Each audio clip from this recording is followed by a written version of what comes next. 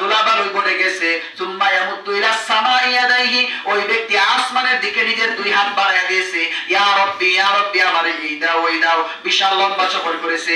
আল্লাহ রাসূল বলেন মাতআমুহু হারামুন, ওই ব্যক্তির খাবার হারাম, ওয়া মাশরাবুহু হারামুন, সেই যে পানি পান করেছে ওইটাও হারাম, ওয়া মালবাসুহু হারামুন, তার যে গায়ের পোশাক এটাও কি হারাম, ওয়া গুযিয়া বিল হারাম, সে হারাম দ্বারা তার শরীরকে লালন পালন করে, হারাম দ্বারা তার শরীর গঠিত।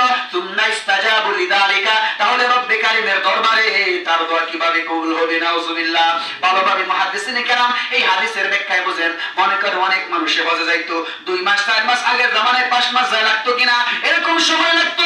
হজে যাওয়ার সময় যে দীর্ঘ সফর করে গেছে, মাথার চুল কিনে এলোমেলো হয়ে যায়, শরীরে ধুলাবালি পড়ে, অথচ ওই হাজিটা যদি হজ করতে যায়, তার যদি এরকম হারাম সম্পদ দ্বারা নিজের বন্ডে ঠগাইয়া 3 লাখ 4 লাখ 5 লাখ টাকা, হয়তো বা 2 কাঠা সম্পত্তি পাইছে, 2 ভাইয়ে 2 বোনের ঠগাইছে, উদাহরণস্বরূপ ঠগাইয়া হজ করতে গেছে গা, এই যে 2 মাস 3 মাস লাগলো, এখন তো কম লাগে হজে গেছে গিয়া সোনার মক্কা মদিনার দাঁড়ায় যদি দোয়া করে, আল্লাহ আমি তোমার হাবিবের সামনে আসলাম, তোমার সামনে হাজিরা দিলাম, আল্লাহ মক্কা মদিনা দোয়া করো জায়গা, তুমি আমার দোয়া কবুল করো, ওই জায়গায় যদি দোয়া করে, কারণ তো সে তো বোনের ঠগাই হজ করতে গেছে, তাহলে তার দোয়া কখনোই কবুল হবে না। নাউজুবিল্লাহ।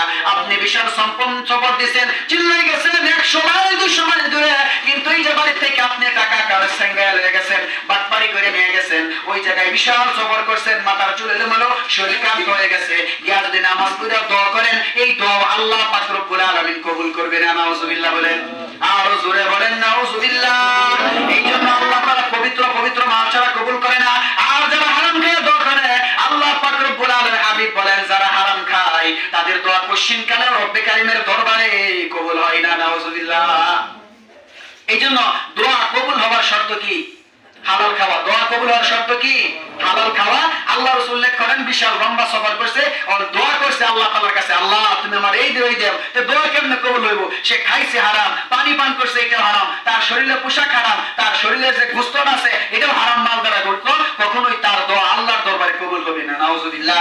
এই জন্য আমাদের কি খাইতে হবে? হালাল খাইতে হবে। ক্বালা রাসূলুল্লাহ